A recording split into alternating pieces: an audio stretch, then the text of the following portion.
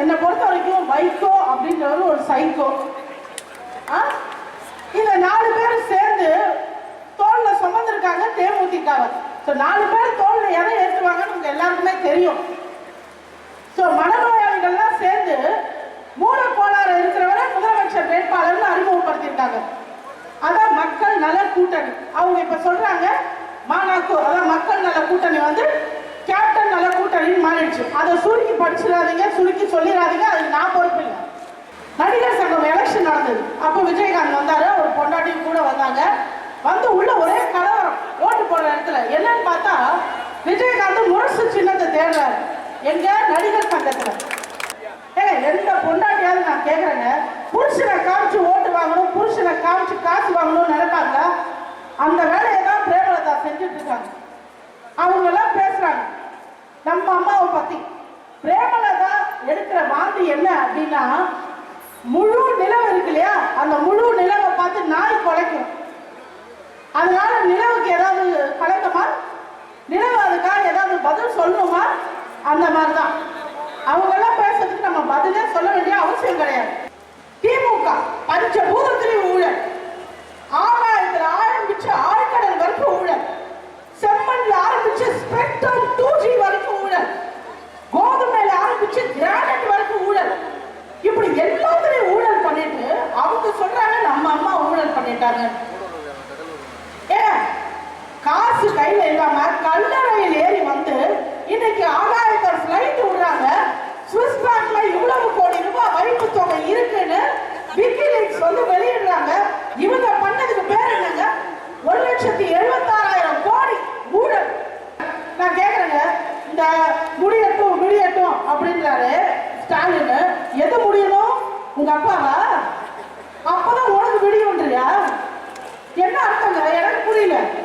நமக்கு நாமே தான், மற்றபடி நமக்கு நாம எல்லாம் ஒண்ணும் நடக்காது. ஒண்ணுமே இல்லைங்க. திமுக ஆட்சி காலத்துல ஸ்டாலின் இந்த மதுரையை சுத்தி வந்திருக்காரா? திமுக பொறுத்த வரைக்கும் ஒரு குண்டா வச்சிருவாங்க. குண்டா வச்சு கலெக்ஷன் உங்களுக்கே தெரியும். குண்டா குண்டா குண்டா வச்சு கொண்டா கொண்டா கொண்டான்றது தான் திமுக. கடைசியில கனிமொழி பொண்ணையே குண்டாவாக்கி தான் 1,76,000 கோடியை சுருட்டினாங்க.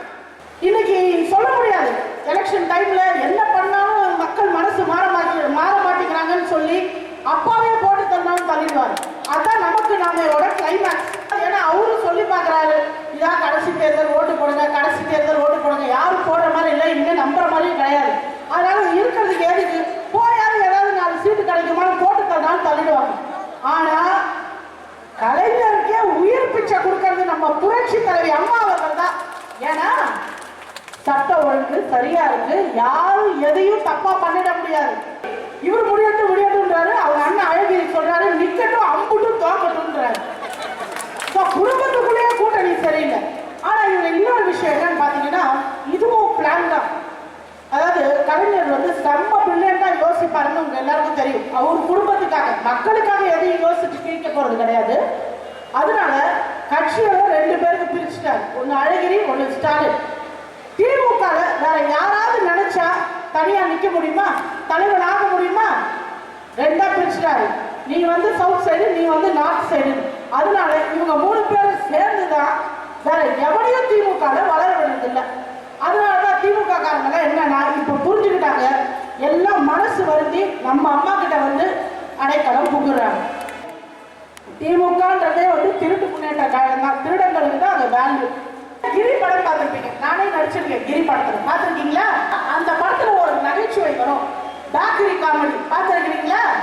அந்த பேக்கரி அந்த வயசான தாத்தாக்கு எப்படி வந்தது? அக்கா அடிச்சு பேக்கரி வாங்கியிருப்பாரு.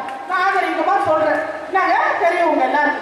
அதே மாதிரி திமுக காங்கிரஸ் கூட்டணிக்கு குஷ்பு அவங்க தான் ரொம்ப பாடுபட்டு இருக்கிறாங்க. செகண்ட் ஜெனரேஷன் சொல்லுவோம், அதாவது 2வது தலைமுறை. திமுக 2வது தலைமுறை யாரு அப்படின்னு பாத்தீங்கன்னா ஸ்டாலின். அதே மாதிரி காங்கிரஸ்ல 2வது தலைமுறை யாருன்னா சோனியாக்கு அப்புறம் ராகுல் காந்தி. சோ 2வது ஜெனரேஷன் 2G அதான் இவங்க கூட்டணி. இவங்க 2 பேரும் சேர்ந்து 2G கூட்டணி மறுபடியும் அமைச்சிருக்காங்க. ஏன்னா அப்பதான் கனிமொழி வெளியில வர முடியும் அப்படின்னு. அதுக்கப்புறம் இன்னொருத்தர் கிளம்பிட்டாரு, மாற்றம் முன்னேற்றம். மாற்றம் முன்னேற்றம்னா என்ன அப்படின்னு அவங்க கட்சிக்காரங்களுக்கே புரியல. அதனாலதான் அவங்க கட்சி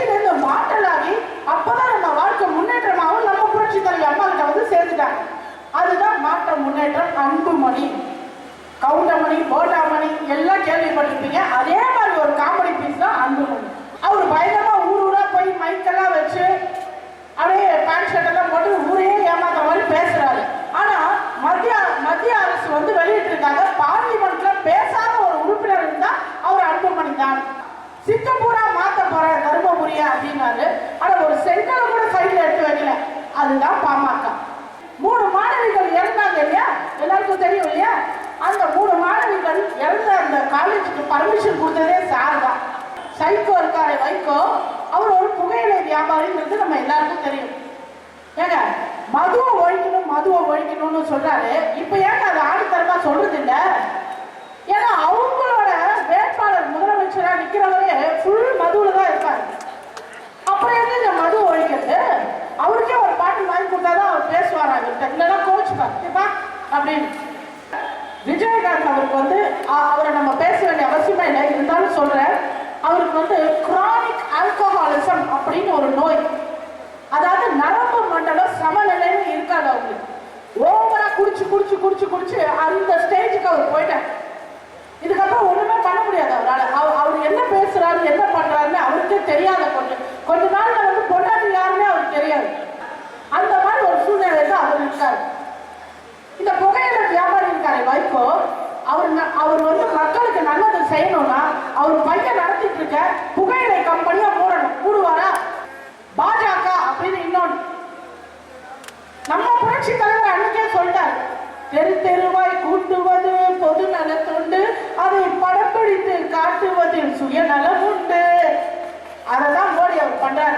ஊரா சுத்தினா நாடா சுத்தினா யாருன்னு உங்களுக்கே தெரியும். அவங்க சொல்றாங்க அம்மாவை சந்திக்கவே முடியல. யாரு? தமிழிசை, சவுண்டு சரோஜா அம்மா அக்கா சொல்றாங்க அம்மாவை சந்திக்க முடியல. என்ன சந்திக்க முடியல? வெங்கையா நாயுடு அவரே சொல்றாரு, நான் 2 வாட்டி பார்த்தேன், வந்தேன், பேசினேன், போனேன். ஏன் இந்த சவுண்டு சரோஜா அக்கா அவங்களோட பையன் கல்யாணத்துக்கு அம்மாவை பார்த்து இன்விடேஷன் கொடுத்துட்டு போனாங்க. அது முதல் நாள் இரவு தான் அப்பாயின்மெண்ட் கேட்டுட்டாங்க. அடுத்த நாள் காலையில் அம்மா உடனே வர சொல்லிட்டாங்க. ஏன்னா கல்யாண வேலை நிறையா இருக்கும், அதனால என்னை பார்த்து இன்விடேஷன் கொடுத்துட்டு போயிடுங்க.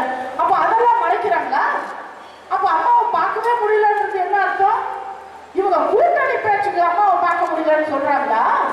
ஸ்டாலின் வாயிலே ஹெலிகாப்டர் ஓட்டி பார்த்துருப்பீங்க. தெரு தெருவா நமக்கு நாமே தெருக்கூத்து நடத்தி பார்த்துருப்பீங்க. லண்டன் பார்ல பார்த்துருப்பீங்க. கேரளா மசாஜ் சென்டர்ல பார்த்துருப்பீங்க. 4 லட்சம் மனுக்கள் வந்துதான் தமிழகத்துல பிரச்சனை. அவர்கிட்ட 4 நிமிஷம் சட்டசபையில உட்காந்து பார்த்துருக்கீங்களா? பார்க்கவே போறதில்லை. இனிமே திமுகவே சட்டமன்றத்துக்கு வரப்போறதில்லை. அதை நீங்க பார்க்க போறீங்க.